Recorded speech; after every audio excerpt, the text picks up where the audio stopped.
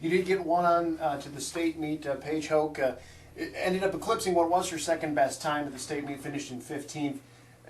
The experience in and of itself has got to be somewhat overwhelming, but to get down there and run like that, it's really impressive. Oh, it is, and one of the things that is so different for the girls is that a girl like Paige that's been out in front all the time is suddenly running in the middle to the back. And one of the things that we were trying to do was to see if Paige could get to 11 flat. We talked about some goals, maybe be in the top 10 and that type of thing. She was seeded 13th going in.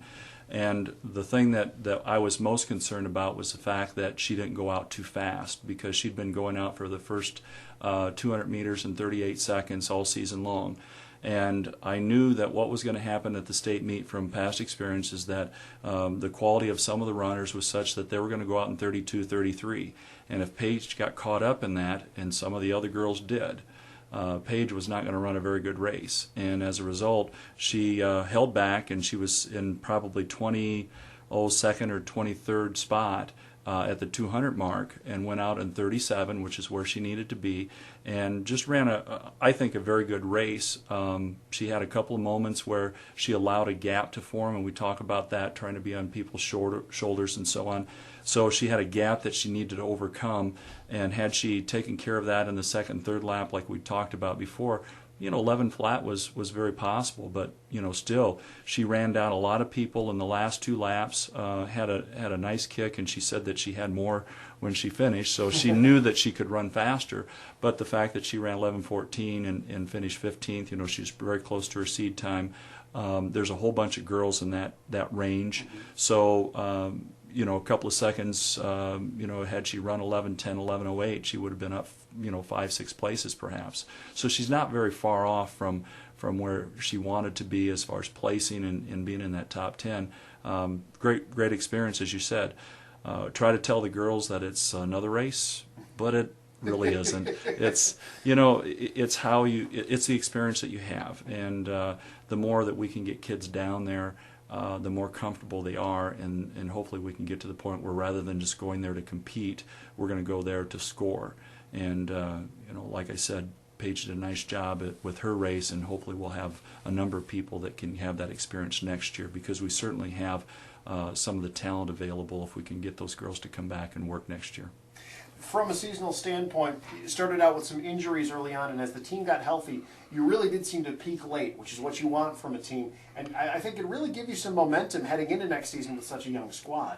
Well, I'd like to think that that's the case too. And one of the things that we do is we try to keep the workload pretty high through the first part of the season, and even as we go through some of the April meets, I don't know that we're actually training through the meets, but we're certainly not resting as much as we do towards the end.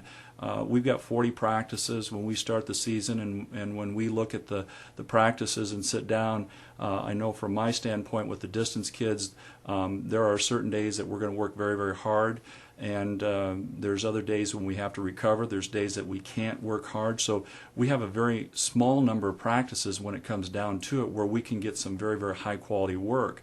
So everything becomes important, whether you race hard during a meet, whether you're working very, very hard during practice and those types of things.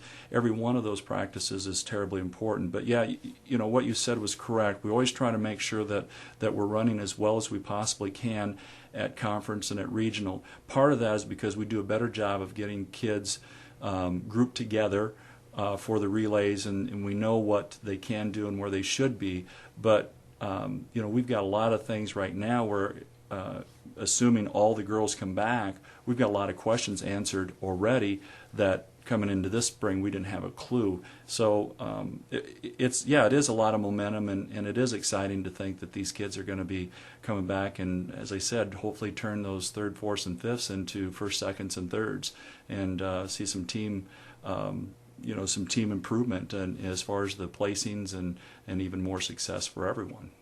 Excellent. Well, Coach, congratulations on a great season. Congratulations to Paige on a great race, and we'll talk to you next season. Yeah, and I would like to thank, too, I get to speak here and everything, but I've got an assistant coach Josephine Olstadt that has done a tremendous job. She came in and filled in when Kristen wasn't able to come back this year because Kristen's having twins, and Josephine and I worked together for about 5 years in the past, and she was excellent. She did everything that I could ask. And then, of course, we want to thank our junior high coaches, Crystal Miller and Justin McDaniel, because they keep kids interested, and we got to have them, and of course John Wickett in the throws. So those people are pretty important, and certainly every one of them will tell you that it's fun to work with the kids, and we certainly appreciate the opportunity that our sponsors give in order to have this chance to talk about track and field and the girls. So again, thank you, and I'm looking forward to fall already. Yeah, it's cross country will be here before we know it. Coach Dean Clasen, thank you for joining me. You're welcome.